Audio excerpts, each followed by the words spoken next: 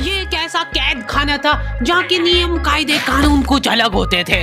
इस जेल के कैदी डेली अपने घर से बस्ता टांग के यहाँ पे आते हैं दिहाड़ी करने। कई माँ बाप उनके बच्चों को खुद इस जेल में फेंक के जाते हैं ताकि उनका बच्चा जिंदगी में एक सक्सेसफुल दिहाड़ बन सके। दरिंदे रोक दे बच्चा। मैं अपनी दिहाड़ी करने वैन से जाता था। हमारी वैन वाले ड्राइवर का नाम था भैया जी और उसकी वैन का नाम था मैजिक, जिसका हर दूसरे दिन टायर पंचर हो जाता था। बच्चे लोग स्कूल जाके पढ़ना सीखे ना सीखे टायर पंचर बनाना जरूर सीख जाते थे। लेकिन भैया जी से मेरा अलग अटैचमेंट था। उनसे मेरे को दिल से नफरत थी। ये आदमी सुबह 5 बजे आके मेरे घर के सामने हॉर्न बजाता था। अरे भैयू, ओए भैयू, जल्दी से तैयार हो जा बेटा, 5 मिनट में निकलना है फटाफट। 9 बजे का स्कूल है यार हमारा। लेकिन ये आदमी सुबह सबसे पहले आके मेरे को लेता था। उसके बाद हम 3-4 घंटे पूरे शहर भ्रमण पे निकलते थे। शहर के पूरे आखिरी कोने से बच्चे ले लेके आता था ये आदमी। जहाँ पे वैन जा भी नहीं सकती उधर कूदा कूदा के ले जाता था ये, और फिर टायर पंचर हो जाते थे। शाम पड़े वापस से हमको घर घर छोड़ के आता था ये। जिंदगी बर्बाद कर दी थी भैया जी ने मेरी। सबसे पहले लेते थे और सबसे आखिर में छोड़ते थे। लेकिन मैं फिर भी उसी वैन में जाता था क्योंकि चमेली भी हमारी वैन में आती थी। और बात यह है कि वो मेरे पास ही बैठती थी, मतलब मजबूरन। उसके पास और कोई ऑप्शन ही नहीं बचता था और मैं बचाता भी नहीं था। मैं घर पे जाते से जो 2-3 घंटे मेरे को सोने के लिए मिलते थे उसमें सोता नहीं था और मैं प्लानिंग करता था कि कैसे चमेली सिर्फ मेरे पास बैठे। चमेली सबसे आखिर में आती थी और मैं सबसे पहले सुनसान वैन में चढ़ के बस्ता अपने पास में रख के और फसर के सो जाता था। बाकी सारे बच्चे अपना बस्ता गोदी में रखते थे क्योंकि तुम्हारे बाप की वैन नहीं है, मतलब मेरे भी नहीं थी। पर मेरे ऊपर भैया जी को तरस आ जाता था कि बेचारा 5 बजे से आया है, तो वो सोने देते थे।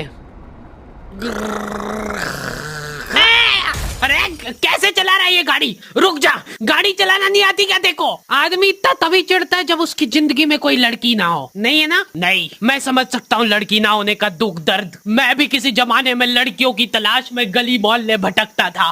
फिर एक दिन मेरे पास से वो निकली।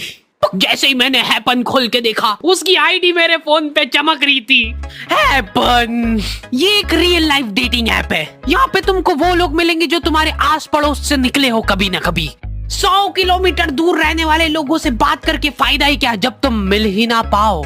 और अगर तुम्हारी घिनौनी शक्ल देख के यहाँ पे तुमसे कोई प्यार मोहब्बत नहीं भी करता है तो तुम फ्रेंडशिप तो कर ही सकते हो फिर भी। So go and check it out happen, link is in the description. लेकिन मैं सोता नहीं था, मैं आंख बंद करके चमेली के घर का इंतजार करता था। तो क्योंकि चमेली आखिरी में आती थी तो वैन पूरी पैक पुक हो रखी होती थी, बच्चे बाहर उबल रहे होते थे और मैं अपना बस्ता पास में रख के एक्टिंग देखो एक्टिंग। और जैसे ही वो आती थी, हड़बड़ाना नहीं, ऐसे टाइम पे हड़बड़ाते नहीं है कि फटाफट बैग उठाया और आओ इधर बैठो जल्दी। मत करना ये हरकत, भाग जाएगी वो। ठरक नहीं झलकना चाहिए जरा सिक भी, एकदम सटल रखना है। क्या हुआ? और कहीं जगह नहीं है क्या? तेरे मुंह में मूत दूंगा मैं। अच्छा ठीक है, इधर ही बैठ जाओ। देख रहे हो एक्टिंग, देखो तुम लौंडे की। ना जाने कौन सी नशीली खट्टी मीठी खुशबू लगा के आती थी चमेली। आज तक उसकी खुशबू है मेरी नाक में। मैं वो खुशबू का पूरा मजा ले ही रहा होता हूँ, इतने में एकदम भभका बास आती है निकाह से। जैसे ही मैं बाहर झांकता हूँ, मरा हुआ कुत्ता पड़ा है वहाँ पे। एक काली कार सूख करके निकली और मेरे बच्चे को मार दिया। कैसे करके निकली? शुक। ऐसे नहीं निकली थी, मैं यहीं पे खड़ा था, वो कार आई थी और जैसे ही वो बच्चा नीचे आया तब वो खड़ा, वो बच्चा चिल्लाया और फिर कार शुक करके भाग गई। उधर कुछ बच्चे ऑटो रिक्शा से भी आते थे स्कूल। ऐसा लगता था कि पूरे स्कूल के बच्चे इस एक ऑटो रिक्शा में ठूस ठूस के ले जाता है वो। ये ऑटो वाले और भैया जी दोस्त थे और अब ये बीच सड़क पे रेसिंग लगवा रहे। इनकी गाड़ियां उबला रही है बच्चों से, फिर भी नहीं मान रहे ये लोग। नहीं जीतूंगा। स्कूल जाके वो पीछे मुलट के देख रहा है तो एक बच्चा नहीं बचा उसके ऑटो रिक्शा में। हमारे भैया जी बेचारे पीछे से उनके गिरे हुए बच्चों को उठा उठा के ला रहे थे। यही सब हरकतें करके हम लोग जैसे तैसे कैद खाना पहुंच जाते हैं।